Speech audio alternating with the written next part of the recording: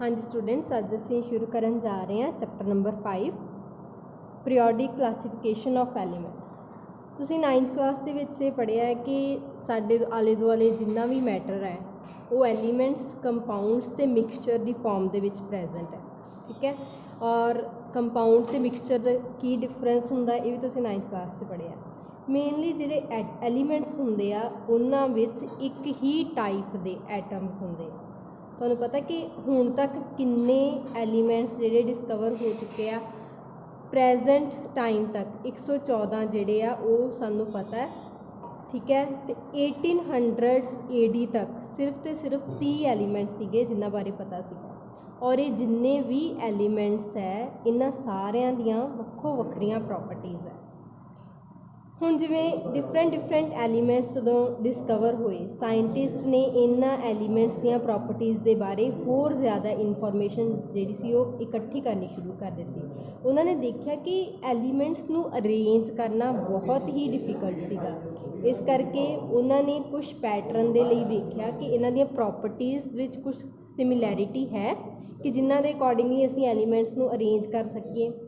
सो पहला है कि making order out of chaos early attempts at the classification of elements.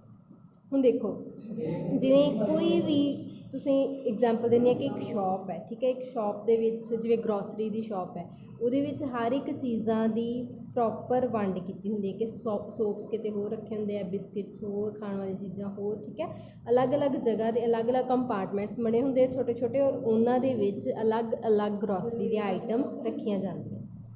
और इस तरह साइंटिस्ट ने काफ़ी कोशिशां कीतियां कि असी एलीमेंट्स नूं क्लासीफाई कर सकीए उन्हां दियां प्रॉपर्टीज़ दे अकॉर्डिंग, ते जिन्ने भी एलीमेंट्स सीगे उन्हां नूं किसी ना किसी तरीके दा असी पीरियोडिसिटी दे सकीए, मतलब उन्हां नूं अरेंज कर सकीए।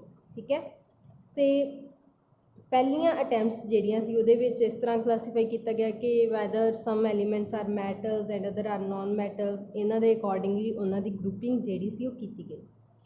फर्स्ट है डॉबनियर्स ट्राइब्स। 1817 दे विच जॉन वॉल्फगैंग डॉबनियर सीगा, एक जर्मन कैमिस्ट सीगा, उन्हें एलीमेंट्स नूं अरेंज किया। किस तरह अरेंज किया कि जिन्हां दियां सिमिलर प्रॉपर्टीज़ सीगियां ओह वाले एलीमेंट्स नूं उन्हें ग्रुप्स दे विच अरेंज किया। उन्हें देखा कि हर एक ग्रुप दे विच 3-3 एलीमेंट्स आ रहे थे। ठीक है, इस करके उन्हें इन्हां ग्रुप्स नूं नाम दिता ट्रायड्स। ट्रायड कितों वर्ड लिया गया? ट्राई तो, ट्राई मतलब 3। ठीक है, 3 एलीमेंट्स दे उन्हें ग्रुप बनाए, और ग्रुप किदे अकॉर्डिंगली बनाए? According to the properties of the elements. जिन्हां दे सिमिलर प्रॉपर्टीज़ सीगियां उन्हां नूं एक ग्रुप विच रखा गया, दूजिआं नूं अलग दे विच। ते डॉबनियर ने यह शो किया कि जदों 3 एलीमेंट्स जिहड़े है 3 एलीमेंट्स जिहड़े है उन्हां नूं ऑर्डर दे विच किहड़े ऑर्डर च रखिया सी उन्हें? Increasing order of increasing atomic masses. ठीक है, जिवें फर्स्ट एग्जाम्पल मैं तुहानूं दिंदी हां। फॉर एग्जाम्पल नाइट्रोजन, फॉस्फोरस ते आर्सेनिक। ठीक है, इहदे विच की है कि नाइट्रोजन दा एटॉमिक मास कितना है? 14, फॉस्फोरस का 31, आर्सैनिक का 74.9। ठीक है, ये जो उन्होंने देखा कि जो सेंटर वाला एटम सीगा, सेंटर वाला एलीमेंट सीगा, उहदे मास किदे बराबर सीगा? First to the is equal to the average of first and third atomic mass. ठीक है, इसी तरह एग्जाम्पल है लीथियम, सोडियम तो पोटैशियम। ठीक है, लीथियम का एटॉमिक मास है 6.9, सोडियम का 23 तो पोटैशियम का 39। ठीक है, हुण जदों असीं लीथियम तो पोटैशियम के एटॉमिक मासिस की एवरेज कढ़दे हैं वो किहदे बराबर आ रहा है? वो सेंटर वाले यानी कि सोडियम के बराबर आ रहा है। ठीक है, ये साडे कोल कुछ ट्राइड्स ने, कैल्शियम, स्ट्रोंशियम, बेरियम दी, इस तरह क्लोरीन, ब्रोमीन, आयोडीन दी। इन्हां नूं असीं डॉबनियर ट्राइड्स कहते हैं। ठीक है, मेनली आ देखो तीनों बनिया हुई हैं, lithium, sodium, potassium, calcium, strontium, barium, chlorine, bromine, iodine. हुण ग्रुप इन्हां दे विचों ग्रुप बी ते सी नूं डॉबनियर ट्राइड्स कहा गया।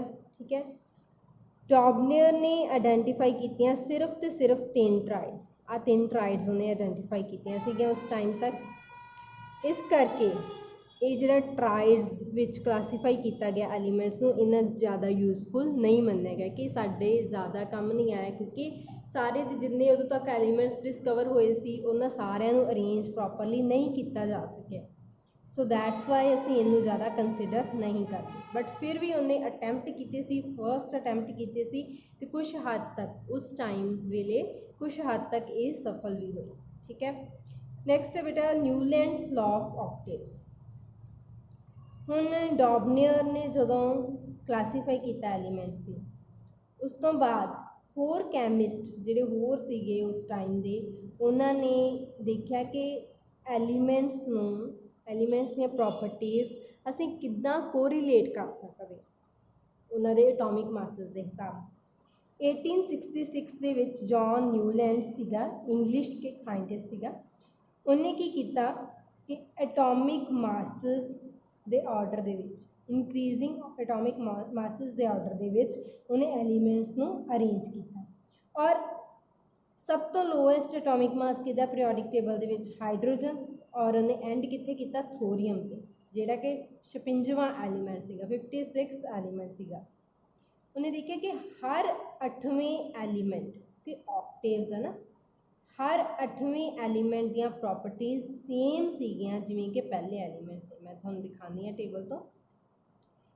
ਇਹਨੇ ਉਹਨੂੰ ਕਿਹਦੇ ਨਾਲ ਕੰਪੇਅਰ ਕੀਤਾ ਕਿ ਮਿਊਜ਼ਿਕ ਦੇ ਵਿੱਚ ਜਿਵੇਂ ਆਕਟੇਵਸ ਹੁੰਦੀਆਂ, ਸਰਗਮਾਂ ਹੁੰਦੀਆਂ, ਸਾਰੇ ਗਾਮਾ ਪਾ ਨੀ ਸਾ, ਇਸ ਤਰ੍ਹਾਂ ਦੁਬਾਰਾ ਫਿਰ ਅਸੀਂ ਉਸੇ ਸਰਗਮ 'ਤੇ ਆਉਂਦੇ ਹਾਂ, ਅਤੇ ਉਹਨੇ ਇਹ ਲਾਅ ਨੂੰ ਨਾਮ ਦਿੱਤਾ ਲਾਅ ਆਫ ਆਕਟੇਵਸ। ਨਿਊਲੈਂਡਸ, ਕਿਉਂਕਿ ਨਿਊਲੈਂਡ ਨੇ ਕੀਤਾ ਸੀ, ਇਸ ਕਰਕੇ ਆਪਾਂ ਇਹਨੂੰ ਕਹਿੰਦੇ ਹਾਂ ਨਿਊਲੈਂਡਸ ਲਾਅ ਆਫ ਆਕਟੇਵਸ। ਠੀਕ ਹੈ, ਪ੍ਰੋਪਰਟੀਜ਼ ਜਿਹੜੀਆਂ ਲੀਥੀਅਮ ਦੀਆਂ ਅਤੇ ਸੋਡੀਅਮ ਦੀਆਂ, ਠੀਕ ਹੈ, ਇਹ ਉਹਨੂੰ ਲੱਗਿਆ ਕਿ ਸੇਮ ਹੈ। ਦੈਨ ਉਹਨੇ ਕੀ ਕਰਤਾ ਕਿ ਜਿਹੜਾ ਸੋਡੀਅਮ ਸੀਗਾ, ਆ ਦੇਖੋ, ਲੀਥੀਅਮ ਸੋਡੀਅਮ ਦੀਆਂ ਪ੍ਰੋਪਰਟੀਜ਼ ਸੇਮ ਲੱਗੀਆਂ ਉਹਨੂੰ। ਉਹਨੇ ਕੀ ਕੀਤਾ? ਸੋਡੀਅਮ ਨੂੰ ਲੀਥੀਅਮ ਵਾਲੇ ਗਰੁੱਪ ਦੇ ਵਿੱਚ ਰੱਖਤਾ। ਠੀਕ ਹੈ, ਇਹਨਾਂ ਦੀਆਂ ਪ੍ਰੋਪਰਟੀਜ਼ ਸੇਮ ਸੀਗੀਆਂ, ਇਹਨਾਂ ਦੀਆਂ ਹਰ ਇੱਕ ਜਿਹੜੇ ਵੀ ਆਪਾਂ ਕਲਾਸੀਫਾਈ ਕੀਤੇ ਉਸਨੇ ਗਰੁੱਪਸ ਦੇ ਵਿੱਚ ਐਲੀਮੈਂਟਸ, ਉਹਨਾਂ ਦੀਆਂ ਪ੍ਰੋਪਰਟੀਜ਼ ਉਹਨੂੰ ਸੇਮ ਲੱਗੀਆਂ ਸੀ, ਤਾਂ ਕਰਕੇ ਉਹਨੇ ਇਹ ਵਾਲੇ ਗਰੁੱਪਸ ਜਿਹੜੇ ਬਣਾ ਦਿੱਤੇ। ਠੀਕ ਹੈ, ਔਰ ਹੋਰ ਕੀ ਇਹ ਵਾਲੇ ਲਾਅ ਤੋਂ ਲੱਭਾ, ਲਾਅ ਆਫ ਆਕਟੇਵਸ ਤੋਂ, ਕਿ ਇਹ ਸਿਰਫ ਅਤੇ ਸਿਰਫ ਕੈਲਸ਼ੀਅਮ ਤੱਕ ਹੀ ਐਪਲੀਕੇਬਲ ਸੀਗਾ। ਕੈਲਸ਼ੀਅਮ ਤੋਂ ਬਾਅਦ ਹਰ 8ਵੇਂ ਐਲੀਮੈਂਟਸ ਦੀਆਂ ਪਹਿਲੇ ਐਲੀਮੈਂਟਸ ਵਾਂਗੂ ਪ੍ਰੋਪਰਟੀਜ਼ ਸੇਮ ਨਹੀਂ ਸੀਗੀਆਂ। ਠੀਕ ਹੈ, ਔਰ ਇਹ ਅਜ਼ਿਊਮ ਕੀਤਾ ਗਿਆ ਕਿ ਨਿਊਲੈਂਡ ਦੁਆਰਾ ਇਹ ਅਜ਼ਿਊਮ ਕੀਤਾ ਗਿਆ ਕਿ 56 ਐਲੀਮੈਂਟਸ ਐਗਜ਼ਿਸਟ ਕਰਦੇ ਆ ਨੇਚਰ ਦੇ ਵਿੱਚ, ਅਤੇ ਹੋਰ ਕੋਈ ਐਲੀਮੈਂਟਸ ਜਿਹੜੇ ਨਵੇਂ ਐਲੀਮੈਂਟਸ ਜਿਹੜੇ ਆ ਫਿਊਚਰ ਵਿੱਚ ਨਹੀਂ ਡਿਸਕਵਰ ਕੀਤੇ ਜਾ ਸਕਦੇ। ਬਟ ਕੀ ਹੋਇਆ ਲੇਟਰ ਔਨ, ਕੀ ਹੋਇਆ ਕਿ ਕੁਝ ਹੋਰ ਐਲੀਮੈਂਟਸ ਵੀ ਡਿਸਕਵਰ ਕੀਤੇ ਗਏ ਜਿਨ੍ਹਾਂ ਦੀਆਂ ਪ੍ਰੋਪਰਟੀਜ਼ ਨਿਊਲੈਂਡ ਲਾਅ ਆਫ ਆਕਟੇਵਸ ਦੇ ਵਿੱਚ ਫਿੱਟ ਨਹੀਂ ਬੈਠੀਆਂ। ਉਹਨਾਂ ਨੂੰ ਫਿੱਟ ਕਰਨ ਦੇ ਲਈ ਨਿਊਲੈਂਡ ਨੇ ਕੀ ਕੀਤਾ? ਉਹਨੇ ਦੋ ਐਲੀਮੈਂਟਸ ਨੂੰ ਇੱਕ ਸੇਮ ਸਲੋਟ ਵਿੱਚ ਰੱਖ ਲਿਆ, ਜਿਵੇਂ ਕੋਬਾਲਟ ਨਿਕਲ ਨੂੰ ਇੱਕੋ ਹੀ ਸਲੋਟ ਵਿੱਚ ਉਹਨੇ ਰੱਖ ਲਿਆ। ਠੀਕ ਹੈ, but also put some unlike elements under the same note. ਅਤੇ ਇੱਦਾਂ ਵੀ ਕੁਛ ਹੋਇਆ ਕਿ ਕੁਛ ਐਲੀਮੈਂਟਸ ਸੇਮ ਵੀ ਨਹੀਂ ਹੈਗੇ, ਬਟ ਉਹਨਾਂ ਨੂੰ ਇੱਕੋ ਹੀ ਸਲੋਟ ਦੇ ਵਿੱਚ, ਇੱਕੋ ਹੀ ਨੋਟ ਦੇ ਵਿੱਚ ਰੱਖਿਆ ਗਿਆ। ਠੀਕ ਹੈ, ਹੁਣ ਦੇਖੋ ਕੋਬਾਲਟ ਅਤੇ ਨਿਕਲ ਸੇਮ ਸਲੋਟ 'ਚ ਔਰ ਸੇਮ ਕਾਲਮ 'ਚ ਹੈ। ਕਲੋਰੀਨ ਬ੍ਰੋਮੀਨ ਵਾਲੇ ਕਾਲਮ 'ਚ ਸੇਮ ਹੈ, ਜਦ ਕਿ ਕਲੋਰੀਨ ਬ੍ਰੋਮੀਨ ਦੀਆਂ ਪ੍ਰੋਪਰਟੀਜ਼ ਕੋਬਾਲਟ ਅਤੇ ਨਿਕਲ ਨਾਲੋਂ ਬਿਲਕੁਲ ਡਿਫਰੈਂਟ ਹੈ। ਕਲੋਰੀਨ ਬ੍ਰੋਮੀਨ ਇਹ ਤਾਂ ਨੋਨ ਮੈਟਲਸ ਹੈ, ਕੋਬਾਲਟ ਨਿਕਲ ਮੈਟਲਸ ਹੈ। ਪਹਿਲੀ ਤਾਂ ਇੰਨੀ ਵੱਡਾ ਡਿਫਰੈਂਸ ਹੀ ਇੱਥੇ ਕ੍ਰੀਏਟ ਹੋ ਗਿਆ। Then how can we put these elements in the same slot ਔਰ ਸੇਮ ਗਰੁੱਪ। ਸੋ ਇਹਦੇ ਕਰਕੇ ਕਾਫੀ ਪ੍ਰੋਬਲਮਸ ਆਈਆਂ। ਨੈਕਸਟ ਹੈ ਆਇਰਨ ਰਿਜ਼ੈਂਬਲ ਕਰਦਾ ਕੋਬਾਲਟ ਅਤੇ ਨਿਕਲ ਦੇ ਨਾਲ। ਉਹਨੂੰ ਕਿੱਥੇ ਰੱਖਿਆ ਆਪਾਂ? ਉਹਨੂੰ ਇੱਧਰ ਰੱਖਿਆ ਆਕਸੀਜਨ ਸਲਫਰ ਵਾਲੇ, ਜਦ ਕਿ ਆਕਸੀਜਨ ਸਲਫਰ ਹੈ ਹੀ ਨੋਨ ਮੈਟਲਸ। ਠੀਕ ਹੈ, ਸੋ ਇਹ ਬਹੁਤ ਸਾਰੀਆਂ ਪ੍ਰੋਬਲਮਸ ਇਹਦੇ ਵਿੱਚ ਵੀ ਆਈਆਂ, ਬਹੁਤ ਸਾਰੀਆਂ ਲਿਮੀਟੇਸ਼ਨਸ ਸੀਗੀਆਂ ਨਿਊਲੈਂਡਸ ਲਾਅ ਆਫ ਆਕਟੇਵਸ। ਉਹਨੇ ਠੀਕ ਹੈ, ਉਹਨੇ ਅਟੈਂਪਟ ਕੀਤੀ ਸੀਗੀ ਕਿ ਹਾਂ ਚਲੋ ਕੋਸ਼ਿਸ਼ ਕੀਤੀ ਕਿ ਮੈਂ ਐਲੀਮੈਂਟਸ ਨੂੰ ਕਿਸੇ ਨਾ ਕਿਸੇ ਤਰੀਕੇ ਤਰ੍ਹਾਂ ਮਤਲਬ ਅਰੇਂਜ ਕਰ ਸਕਾਂ, ਹੈ ਨਾ, ਉਹਨਾਂ ਦੀ ਪ੍ਰੋਪਰਟੀਜ਼ ਦੇ ਅਕੋਰਡਿੰਗਲੀ। ਔਰ ਉਹਨੇ ਇਹ ਵੀ ਕਹਿ ਤਾ ਕਿ ਹਰ 8ਵੇਂ ਐਲੀਮੈਂਟਸ ਦੀਆਂ ਪ੍ਰੋਪਰਟੀਜ਼ ਪਹਿਲੇ ਐਲੀਮੈਂਟਸ ਨਾਲ ਸਿਮਿਲਰ ਹੋਣਗੀਆਂ। ਜਿਵੇਂ ਇਹ ਸੀਗਾ, ਇਸ ਤੋਂ ਬਾਅਦ 8ਵਾਂ ਆ ਰਿਹਾ ਸੀ ਫਲੋਰੀਨ, ਕਿ ਉਹਦੇ ਨਾਲ ਸਿਮਿਲਰ ਹੋਣਗੀਆਂ। ਉਹਨੇ ਅਰੇਂਜ ਵੀ ਕੀਤਾ, 56 ਐਲੀਮੈਂਟ ਤੱਕ ਅਰੇਂਜ ਕੀਤਾ। कई बार इक्को स्लॉट 'ਚ दो एलीमेंट्स ਨੂੰ ਵੀ ਰੱਖਿਆ, बट इन्ना कुछ ਕਰਨ ਦੇ ਬਾਵਜੂਦ ਵੀ ਉਹਦੇ ਜਿਹੜਾ ਅਰੇਂਜਮੈਂਟ ਸੀ ਨਾ ਐਲੀਮੈਂट्स ਦੀ ਉਹ ਸਫਲ नहीं हो पाया। ठीक है, इस करके ਜਿਹੜਾ बेटा न्यूलैंड लॉ ऑफ ऑक्टेव्स है इस सिर्फ तो सिर्फ लाइटर एलीमेंट्स ਲਈ ही काम किया इन्हें, ਜਿਹੜੇ हैवियर एलीमेंट ਸੀਗੇ ਜਿਹੜੇ जिन्हां ਦੇ एटॉमिक मासिस ज़्यादा ਸੀਗੇ ਉਹਨਾਂ ਲਈ ਇਹ सक्सैसफुल नहीं रहा। नेक्स्ट है बेटा making order out of chaos, Mendeleev's periodic table. हम देखो न्यूलैंड लॉ ऑफ ऑक्टेव्स ਜਾਂ ਡੌਬਨੀਅਰ ਦੇ ਜਿਹੜੇ ਟਰਾइड्स ਸੀਗੀਆਂ ਉਹ ਸਾਡੇ ਕੋਲ ਸਕਸੈਸਫੁਲ ਨਹੀਂ ਰਹੀਆਂ ਹੈ ਨਾ, ਉਹਨਾਂ ਦੀਆਂ ਲਿਮਿਟੇਸ਼ਨ ਸੀਗੀਆਂ ਆਪਣੀਆਂ। ਸੋ ਕਾफ़ੀ ਸਾਇੰਟਿਸਟ ਨੇ ਇਹ ਵਾਲੇ ਕੰਮ 'ਤੇ ਰਿਸਰਚ ਕਰਨੀ ਸ਼ੁਰੂ ਕੀਤੀ ਕਿ ਅਸੀਂ ਐਲੀਮੈਂਟਸ ਨੂੰ ਉਹਨਾਂ ਦੇ ਐਟੋਮਿਕ ਮਾਸਸ ਦੇ ਅਕੋਰਡਿੰਗਲੀ ਕਿਸ ਤਰ੍ਹਾਂ ਅਰੇਂਜ ਕਰ ਸਕਣ। ਠੀਕ ਹੈ, ਸੋ ਇਹਦੇ ਵਿੱਚ ਇੱਕ ਰਸ਼ੀਅਨ ਕੈਮਿਸਟ ਸੀਗਾ ਦਮਿਤਰੀ ਇਵਾਨੋਵਿਕ ਮੈਂਡਲੀ, ਉਹਨੇ ਵੀ ਕਾफ़ी ਕੰਮ ਕੀਤਾ ਇਹ ਵਾਲੇ ਟੌਪਿਕ ਦੇ ਉੱਤੇ। ਉਹਨੇ ਦੇਖਿਆ ਕਿ ਐਲੀਮੈਂਟਸ ਨੂੰ ਅਗਰ ਅਸੀਂ ਐਟੋਮਿਕ ਮਾਸ ਦੇ accordingly in the order of increasing atomic mass ਦੇ ਵਾਂਗ ਅਸੀਂ ਉਹਨਾਂ ਨੂੰ ਕਰਦੇ ਹਾਂ, ਉਹਨਾਂ ਨੂੰ ਪੋਜੀਸ਼ਨ ਦਿੰਦੇ ਹਾਂ ਅਤੇ ਉਹਨਾਂ ਦੀ ਕੈਮੀਕਲ ਪ੍ਰੋਪਰਟੀਜ਼ ਵੀ ਦੇਖਦੇ ਹਾਂ ਕਿ ਇਹ ਵਾਲਾ ਐਲੀਮੈਂਟ ਔਰ ਉਹ ਤੋਂ ਨੈਕਸਟ ਵਾਲਾ ਜਿਹੜਾ ਉਸੇ ਗਰੁੱਪ ਵਿੱਚ ਪ੍ਰੈਜੈਂਟ ਸੀਗਾ ਅਤੇ ਉਹਨਾਂ ਦੀ ਕੈਮੀਕਲ ਪ੍ਰੋਪਰਟੀਜ਼ ਸੇਮ ਹੈ ਤਾਂ ਉਹਨਾਂ ਨੂੰ ਇੱਕ ਹੀ ਗਰੁੱਪ 'ਚ ਰੱਖਿਆ ਜਾਂਦਾ ਸੀ। ਉਹਦੇ ਅਕੋਰਡਿੰਗਲੀ ਇਹਨੇ ਜਦੋਂ ਐਲੀਮੈਂਟਸ ਨੂੰ ਅਰੇਂਜ ਕੀਤਾ ਤਾਂ ਉਸ ਟਾਈਮ ਤੱਕ ਸਿਰਫ ਅਤੇ ਸਿਰਫ 63 ਐਲੀਮੈਂਟ ਸੀਗੇ ਜਿਨ੍ਹਾਂ ਬਾਰੇ ਖੋਜ ਹੋ ਚੁੱਕੀ ਸੀ ਔਰ ਇੰਨੇ ਹੀ ਐਲੀਮੈਂਟਸ ਬਾਰੇ ਸਾਰੇ ਯੂਨੀਵਰਸ 'ਚ ਪਤਾ ਸੀਗਾ।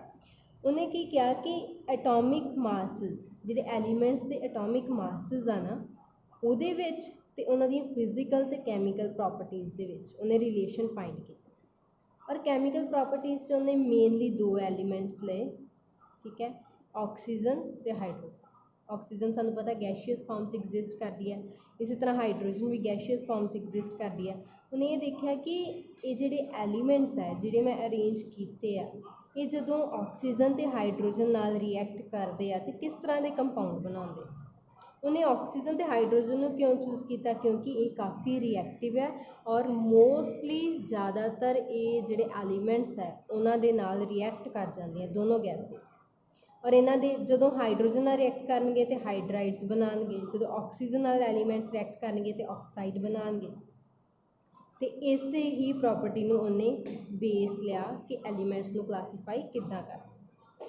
ਉਹਨੇ 63 ਕਾਰਡਸ ਲਏ ਔਰ ਹਰੇਕ ਕਾਰਡ ਦੇ ਉੱਪਰ ਕਿਉਂਕਿ 63 ਐਲੀਮੈਂਟ ਸੀਗੇ ਉਸ ਟਾਈਮ ਤੱਕ ਜਿਹੜੇ ਨੋਨ ਸੀਗੇ ਅਤੇ ਹਰੇਕ ਕਾਰਡ ਦੇ ਉੱਪਰ ਉਹਨੇ ਇੱਕ ਇੱਕ ਐਲੀਮੈਂਟ ਦੀਆਂ ਪ੍ਰੋਪਰਟੀਜ਼ ਲਿਖਣੀਆਂ ਸ਼ੁਰੂ ਕਰ ਦਿੱਤੀਆਂ। ਦੈਨ ਉਹਨੇ ਸੌਟ ਆਊਟ ਕੀਤਾ ਕਾਰਡਸ ਨੂੰ ਔਰ ਜਿਹੜੇ ਸਿਮਿਲਰ ਟਾਈਪ ਆਫ ਪ੍ਰੋਪਰਟੀਜ਼ ਨਾਲ ਜਿਹੜੇ ਕਾਰਡ ਸੀਗੇ ਜਿਹੜੇ ਲਿਖੇ ਹੋਏ ਸੀਗੇ ਉਹਨਾਂ ਨੂੰ ਉਹਨੇ ਪਿਨ ਕਰ ਲਿਆ। ਠੀਕ ਹੈ, ਔਰ ਉਹਨਾਂ ਨੂੰ ਉਹਨੇ ਇੱਕ ਹੀ ਗਰੁੱਪ ਵਿੱਚ ਜਿਹੜੀ ਆ ਉਹ ਪਲੇਸ ਦੇ ਦਿੱਤੀ ਕਿ ਹਾਂ ਇਹ ਵਾਲੇ ਐਲੀਮੈਂਟਸ ਦੀਆਂ ਸਿਮਿਲਰ ਕੈਮੀਕਲ ਪ੍ਰੋਪਰਟੀਜ਼ ਹੈ, ਇੱਕੋ ਤਰ੍ਹਾਂ ਦੇ ਆਕਸਾਈਡ ਬਣਾ ਰਹੇ ਆ, ਇੱਕੋ ਤਰ੍ਹਾਂ ਦੇ ਹਾਈਡਰਾਈਡਸ ਬਣਾ ਰਹੇ ਆ, ਉਹਨਾਂ ਨੂੰ ਉਹਨੇ ਇਕੱਠਿਆਂ ਕਰ ਦਿੱਤਾ।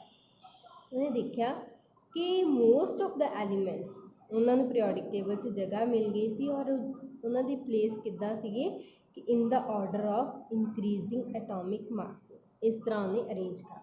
ਠੀਕ ਹੈ, ਹੁਣ ਉਹਨੇ ਦੇਖਿਆ ਕਿ ਪੀਰੀਓਡਿਕ ਰਿਕਰੈਂਸ ਹੋ ਰਹੀ ਹੈ। ਰਿਕਰੈਂਸ ਮਤਲਬ ਦੁਬਾਰਾ ਉਹ ਐਲੀਮੈਂਟਸ ਆ ਰਹੇ ਆ। ਕਿਹੜੇ ਦੁਬਾਰਾ ਆ ਰਹੇ ਹੈ ਕਿ ਜਿਨ੍ਹਾਂ ਦੀਆਂ ਫਿਜ਼ੀਕਲ ਅਤੇ ਕੈਮੀਕਲ ਪ੍ਰੋਪਰਟੀਜ਼ ਸੇਮ ਸੀ। ਇਸੇ ਤਰ੍ਹਾਂ ਮੈਂਡਲੀਵ ਨੇ ਇਹਦੇ ਬੇਸਿਸ 'ਤੇ ਇੱਕ ਪੀਰੀਓਡਿਕ ਲਾਅ ਦਿੱਤਾ ਹੈ ਜਿਹਦੀ ਸਟੇਟਮੈਂਟ ਇੰਪੋਰਟੈਂਟ ਹੈ which states that the properties of elements are the periodic function of their atomic masses. This is Mendeleev's periodic law. ਇਹ ਮਾਡਰਨ ਜਿਹੜਾ ਹੁਣ ਵਾਲਾ ਪੀਰੀਓਡਿਕ ਲਾਅ ਹੈ ਉਹ ਤੋਂ ਕਿੱਦਾਂ ਡਿਫਰੈਂਟ ਹੈ ਉਹਦੇ ਬਾਰੇ ਆਪਾਂ ਅਗਾਂਹ ਪੜ੍ਹਾਂਗੇ, ਬਟ ਫਿਲਹਾਲ ਤੁਹਾਨੂੰ ਇਹ ਲਾਅ ਜਿਹੜਾ ਉਹ ਯਾਦ ਕਰਨਾ ਪਏਗਾ ਕਿ ਇਹਦੇ ਅਕੋਰਡਿੰਗਲੀ ਜਿਹੜੀਆਂ ਐਲੀਮੈਂਟਸ ਦੀਆਂ ਪ੍ਰੋਪਰਟੀਜ਼ ਸੀਗੀਆਂ ਉਹ ਕਾਹਦਾ ਪੀਰੀਓਡਿਕ ਫੰਕਸ਼ਨ ਸੀਗਾ ਐਟੋਮਿਕ ਮਾਸਿਸ ਦਾ। ਐਟੋਮਿਕ ਮਾਸਿਸ ਦੇ ਅਕੋਰਡਿੰਗਲੀ ਐਲੀਮੈਂਟਸ ਨੂੰ ਅਰੇਂਜ ਕੀਤਾ ਗਿਆ ਸੀ। ਔਰ ਦੂਸਰੀ ਚੀਜ਼ ਹੈ ਕਿ ਮੈਂਡਲੀਵ ਦੇ ਪੀਰੀਓਡਿਕ ਟੇਬਲ ਦੇ ਵਿੱਚ ਵਰਟੀਕਲ ਕਾਲਮਸ ਹੈ ਜਿਨ੍ਹਾਂ ਨੂੰ ਅਸੀਂ ਗਰੁੱਪਸ ਬੋਲਦੇ ਹਾਂ ਔਰ ਹੌਰੀਜ਼ੋਨਟਲ ਰੋਜ਼ ਹੈ ਜਿਨ੍ਹਾਂ ਨੂੰ ਅਸੀਂ ਕੀ ਬੋਲਦੇ ਹਾਂ ਪੀਰੀਅਡ।